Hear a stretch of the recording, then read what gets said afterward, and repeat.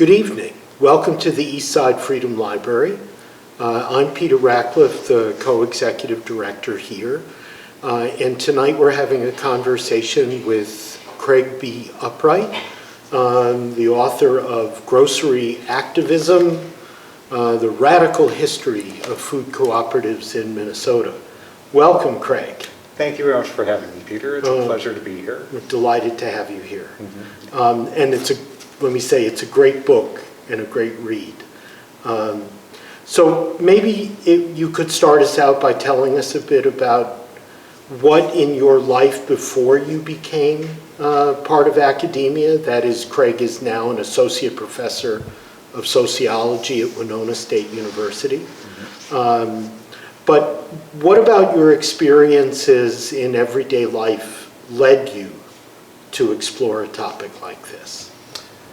I grew up in Lincoln, Nebraska, and when I was in high school, I started working at a restaurant.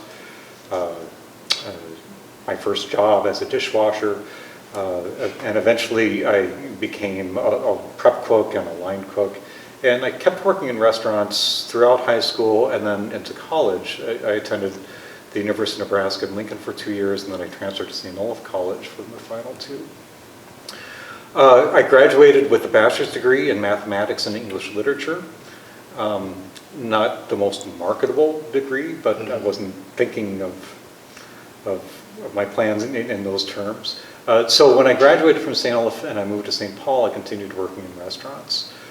I did that for a number of years, working at Fitzgerald's in downtown St. Paul. I eventually found my way to the Loring Cafe and the New French Cafe in Minneapolis. It was while I was at the Loring that I met Lenny Russo, who became the executive chef. And he transformed the menu and wanted to be sourcing as much local and organic food as possible. And he tagged me to be the requisitions manager. So that really opened up a whole new world to me about the sourcing of these food products that had extra special qualities. And about when was this, Craig? This was in the early 1990s.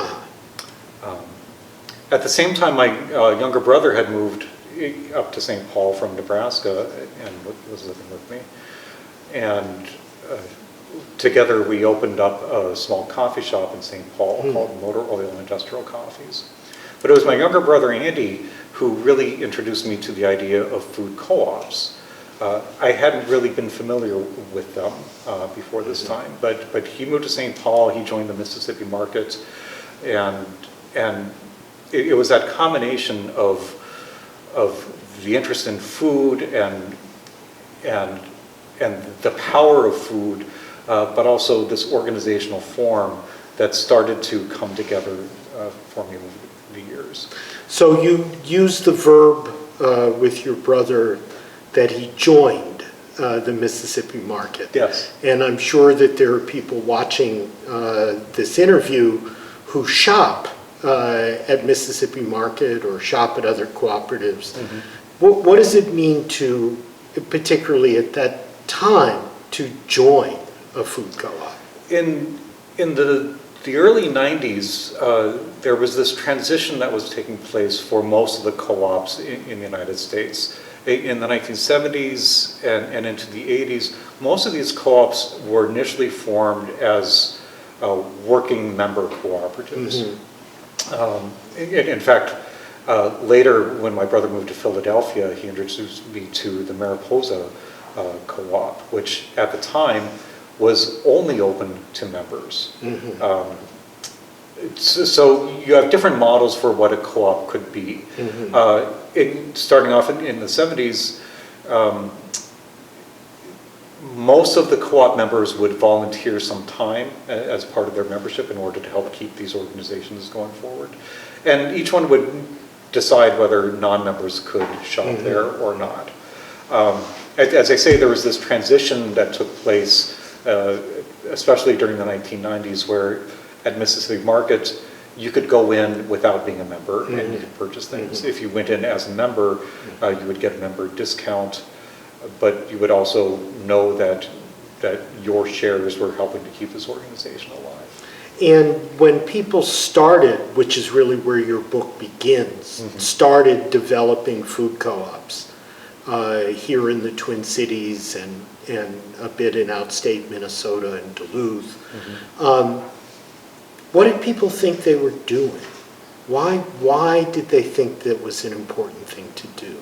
And who were these people? This is in the late 60s and early 70s. So you have this countercultural revolution that's really taking place across the United States, but especially here in Minnesota as well. There was a lot of questioning about what mainstream America had been offering in the market writ large, the economic markets, the political markets, the cultural markets. And those who were rebelling against that or resisting some of these mainstream offerings started to think more about creating alternative institutions. There's a People's Clinic in Minneapolis that is still in operation today that was formed as a way to try to provide health care to individuals without going through some of those large mainstream insurance companies and hospitals. What can you do for the people? So all of these different people's movements, in order for them to outlast the initial activists and leaders, had to create an organizational structure. They understood this, that they wanted to create an institution that would last. So the co-ops were part of that organizational fervor that was taking place at the time. How do we create a store that is based upon our principles rather than someone else's? And our principles would include participatory democracy. We want to run the store. We want to decide what the policies of the store are. We want to decide where our food is coming from and what types of food we want to sell. So all of that was taking place, not just in Minnesota, but across the nation. And not just within food, but in all sorts of industries. Can we maybe back up in time for a moment? And if you would say a bit about the history of cooperatives in Minnesota, what makes Minnesota's trajectory somewhat unique?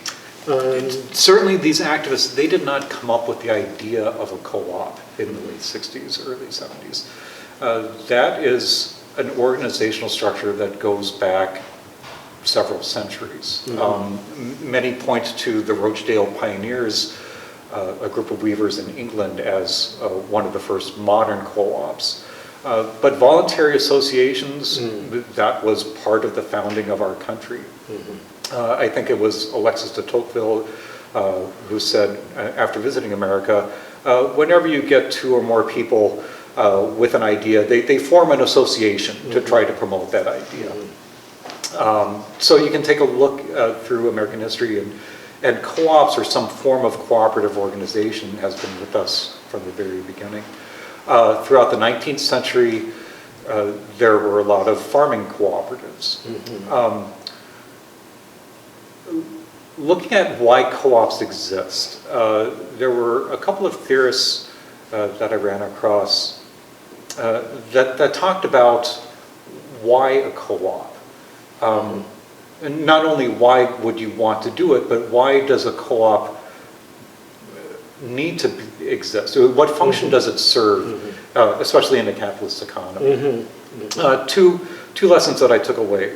That one, co-ops generally form when the market is not going to satisfy some need through for-profit corporations. And the second lesson is co-ops form when the market does not do that, does not serve that need very well. So co-ops sell things that other people are not going to be selling. Some examples would be rural electrification. There wasn't a whole lot of money to be made in that in the early 20th century. But if you form this not-for-profit corporation. Co-ops are not technically nonprofits, but they are returning any profits to their members. If you try to organize without thinking we are going to exploit the market in order to reap these riches, well, that changes the game. It makes it a lot easier for people to join in. So you had a lot of farmers cooperatives that were starting in the 19th and 20th century. Because there's big risk in farming, and if they could band together to market their goods, to ship their goods, that's why as you travel across Minnesota and all across the Midwest, you see these grain silos with the big co-op label on it. Well, that's part of the history that led to the 1960s and 70s co-ops as well. Minnesota was very strong in co-ops in the early 20th century. Most of those were rural in nature. Again, creating markets or serving markets that the for-profit corporations were largely ignoring. And I would argue that history kind of helped seed the ground for the co-ops that were going to be forming in the 60s and 70s. The form was already there. And especially in the 60s and 70s, when you had so many student activists that were coming from rural areas to the Twin Cities, they knew what a co-op was well before the Vietnam War and the protesters were coming along. And so they adapted this model to do something different. But again, providing goods and services that weren't available elsewhere. Great, thank you. It really makes me think about, as a historian, I like to argue that one way to look at the long sweep of American history is the conflict between cooperative values and competitive values. And of course, those values get embodied in organizations and institutions that people create. And I think part of what's so interesting about your study of the specific Minnesota food cooperative movement is the way that it really kind of integrated cooperative values with being able to operate in a competitive economy, in part through, as you emphasize, the development of distribution networks and relationships with production. So who are the farmers? How do their goods get to the store? And then how is the store marketing those goods and kind of empowering people in the community to have those relationships about what it is that they actually want to consume. Again, co-ops, they weren't, the idea of the co-op was not new in the late 60s and early 70s. And in fact, the federal government was strongly supporting the development of co-ops, especially during the Great Depression, when co-ops were a great way to help mediate some of the deficiencies of the market. Post-World War II, co-ops were seen as a good way of creating the infrastructures that we need. The Bureau of Labor Statistics was a strong supporter of co-ops. It's studying them, tracking them, and there is this wonderful cover of a 1957 BLS report that shows a very mainstream man, wearing I think he's got a hat and a tie, with a bag of groceries, walking away from a cooperative grocery store. And in the background you see a telephone exchange and rural electrical wires. Co-ops would later come to be associated with kind of the radical hippies, the communists, but it wasn't initially a radical idea. It was in the late 60s, early 70s that organic food started to become more of an issue, and the idea that food is power, that we should be paying attention to what it is that we're consuming. That's when these two movements really started to come together, cooperatives and the organic or sustainable food movement. Again, the countercultural activists, they wanted to create longer lasting institutions. And the co-op existed not just to provide groceries, but to provide a very specific type of grocery. You know, food that was grown by those farmers that were supporting sustainable growing methods. But the challenge was, even though there was a growing consumer base for this, and even though there was a growing producer base that wanted to make these things, getting those two groups connected was extremely difficult. Yeah. So the co-ops helped create that infrastructure, that market infrastructure for supporting producers and distributors and marketers to bring these products to the consumers who wanted them. Again, it was not seen as a profitable enterprise, which is why ConAgra, you know, and General Mills were not trying to do this. So they had to create it from scratch. But I think that the story that you tell in the book is a story with a considerable amount of conflict in it. Between developing a co-op in an inner city neighborhood, such as on Selby Avenue, to provide food as cheaply as possible to an economically challenged community. The conflict between that and the idea of organic food, and then also tensions and conflicts around local versus organic. If you can get the sourcing locally, should you be so concerned about whether it is in fact organic?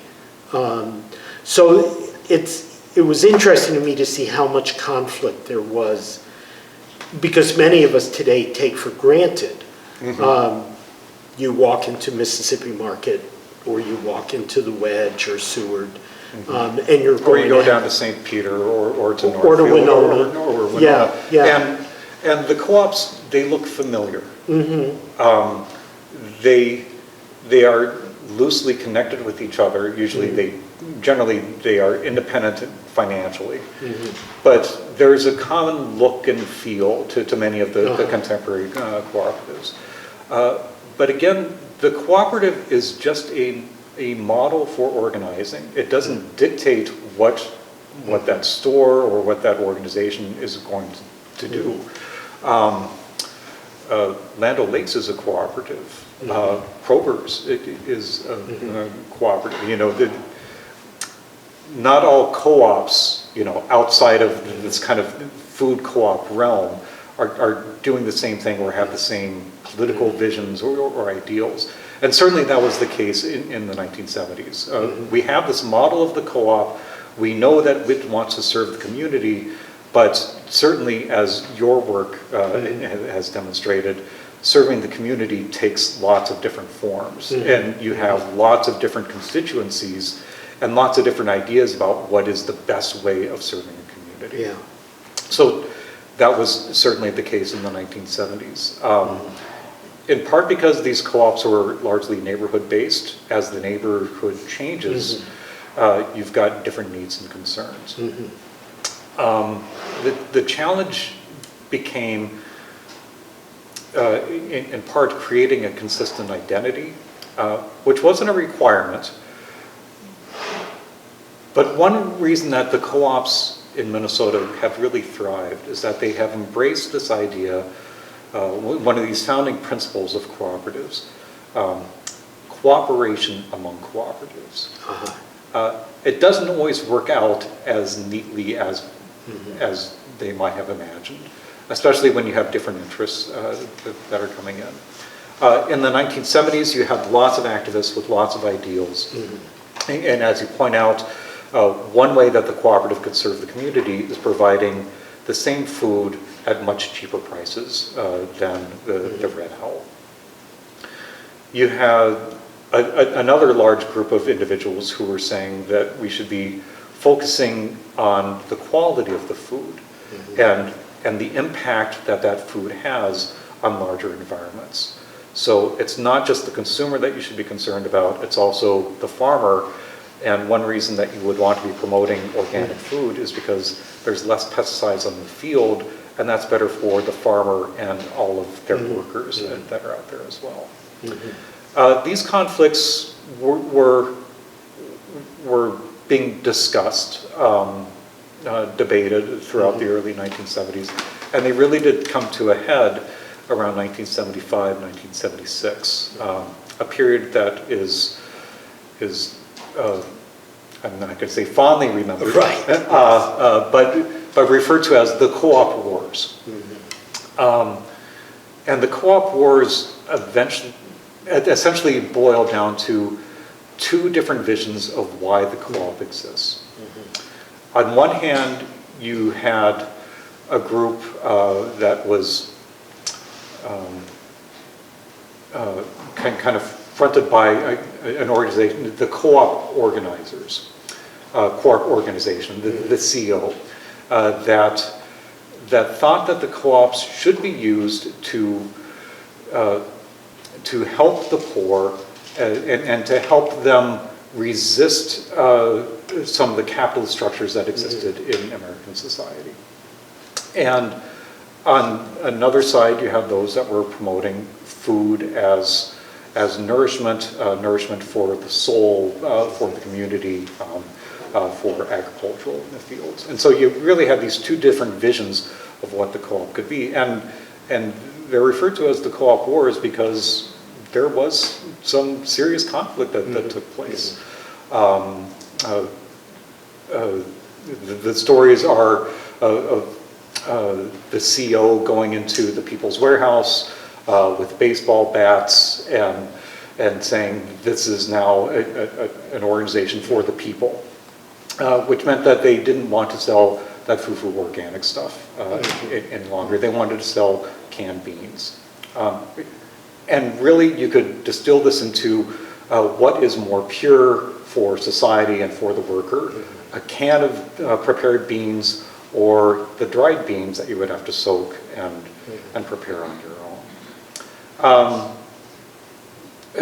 In part I refer to this as lore because there's lots of stories that are out there.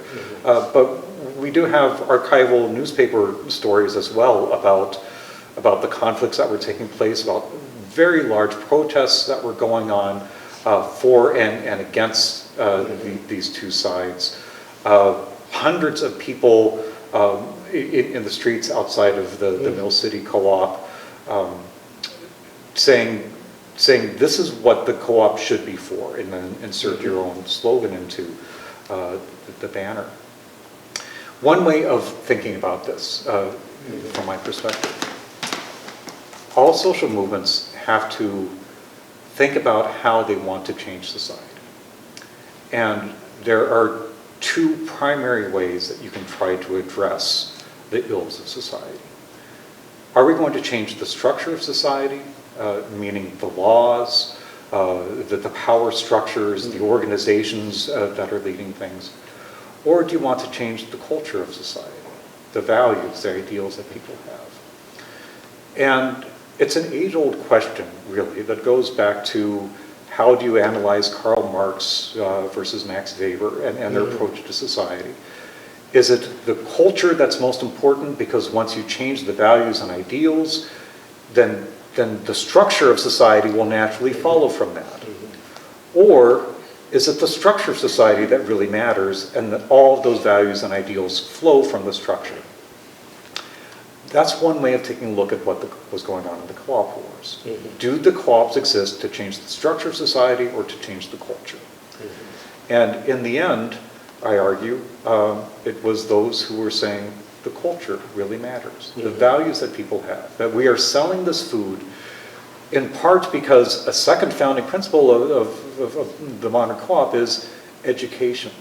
We need to be educating the consumers to be taking care of themselves and to be thinking about where their food comes from, and therefore we want to have the most natural food, you know, with the least amount of packaging, that has the least amount of damage to our communities.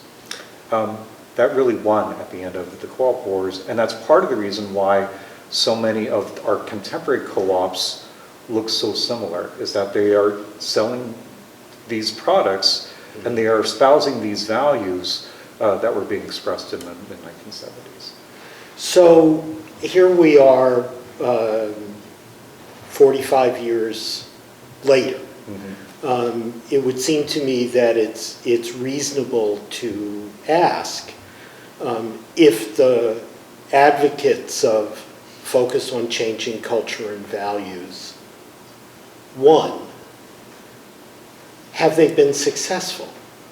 Have they indeed, and of course nothing is all one way or all the other. To what degree have they had an impact on the culture and values, first around food and then more deeply around values again of cooperation, competition, individualism? So it depends in large part on how you define what winning is. What I found really curious in St. Paul, when the first Whole Foods was coming in, they had to find a location. And I don't think that it is just a coincidence that their first location in the Twin Cities market was on Grand and Fairview, about 6 blocks from the Mississippi market. The co-ops, not just in Minnesota, but across the United States, helped to demonstrate that there was a viable market for organic food, that consumers wanted it, that you could develop an infrastructure to support it, that the farmers could make money, the distributors could make money, and guess what? The retailers could be making money too.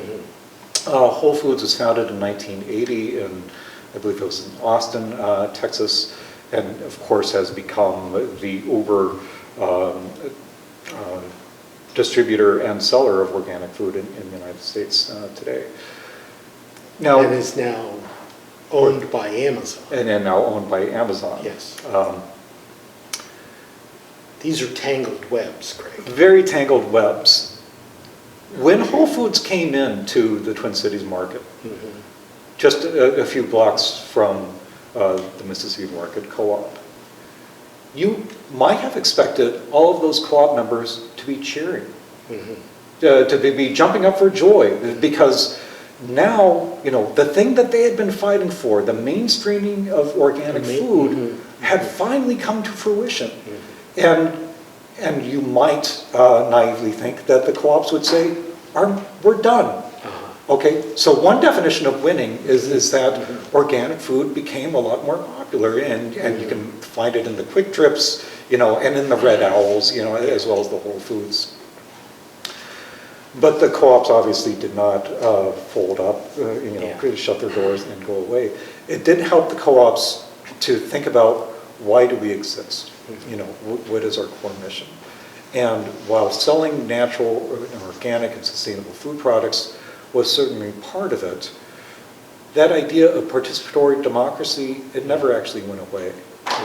That idea of helping your community, of cooperating across your organizational boundaries to help the small farmer, to help the individuals who are suffering economically and need a helping hand.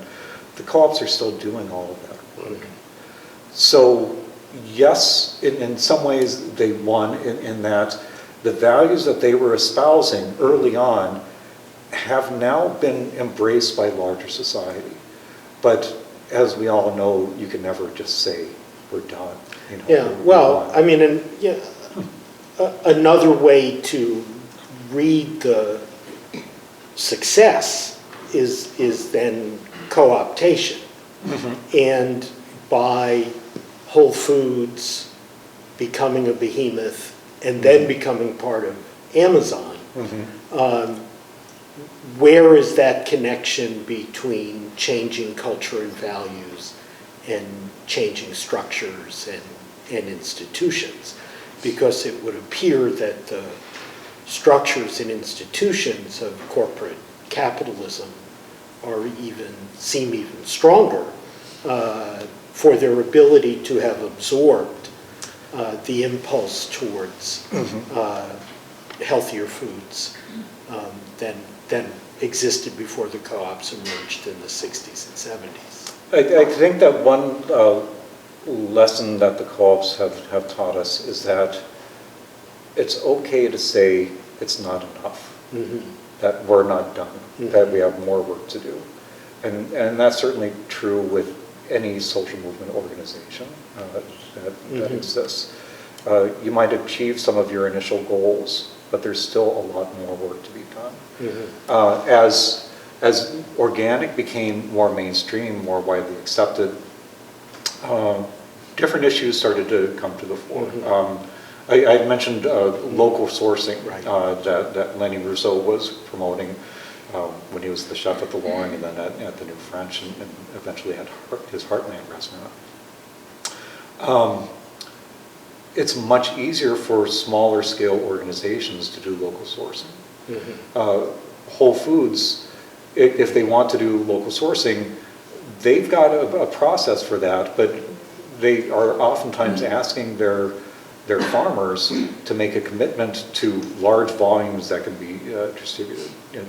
It's very difficult for a small farmer to roll their pickup up to the loading dock of any Whole Foods and say, will you buy my stuff? Developing these relationships with the local farmers and with other local organizations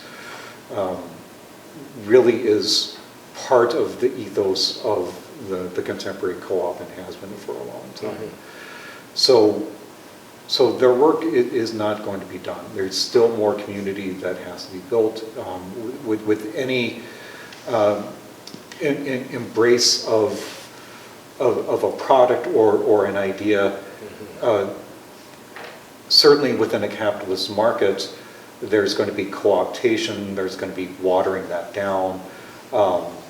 There's going to be a lot of greenwashing that is taking place. And so the co-ops are one of many organizations that are trying to stay true to their roots and to keep pushing things to go a little bit further. You know, here we are having this conversation in the middle of this pandemic.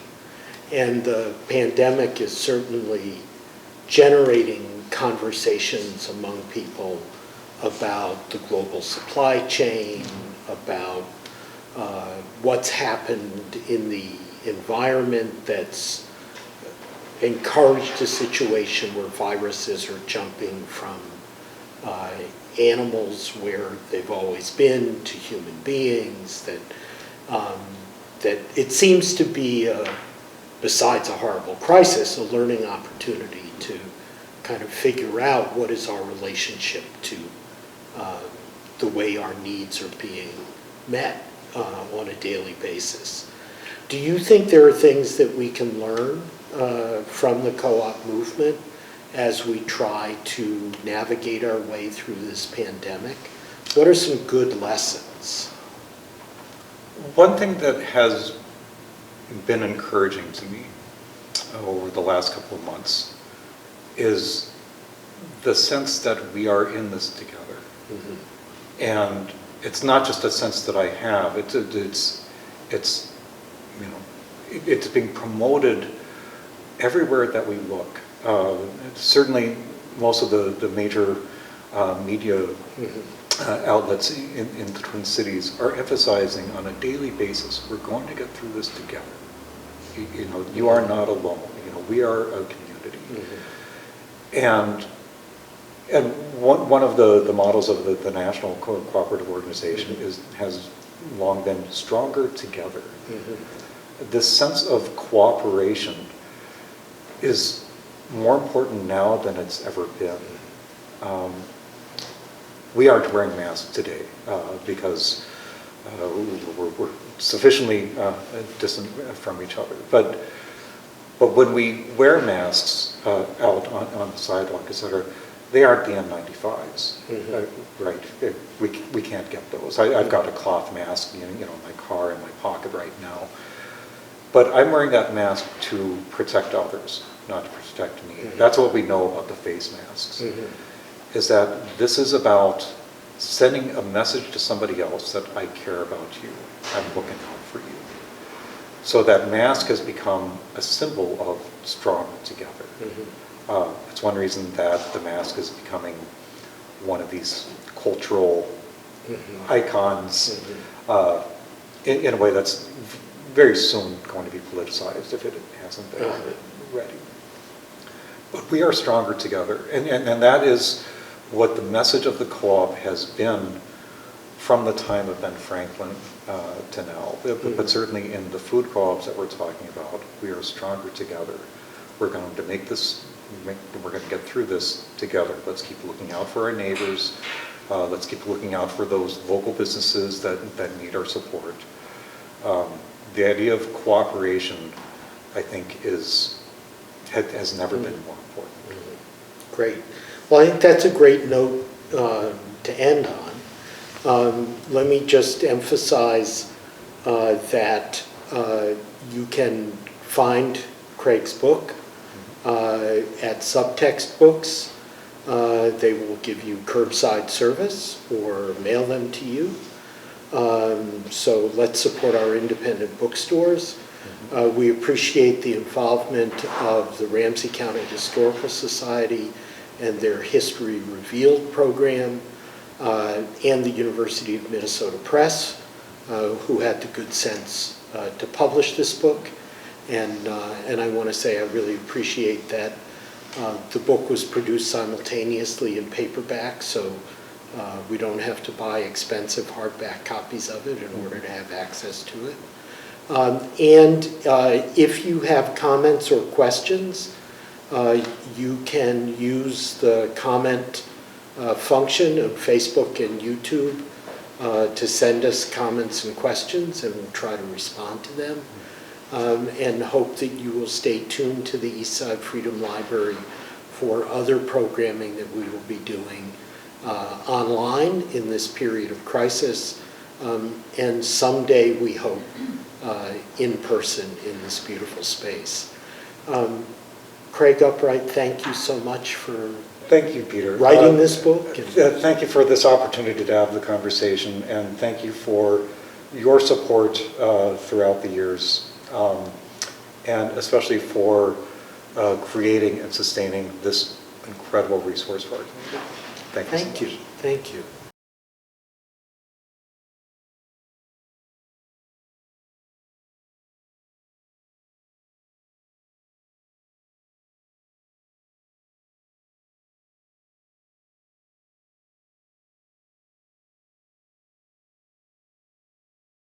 Thank you for visiting our video. I'm Beth Cleary. I'm Peter Ratcliffe, and this is Orso, the library dog.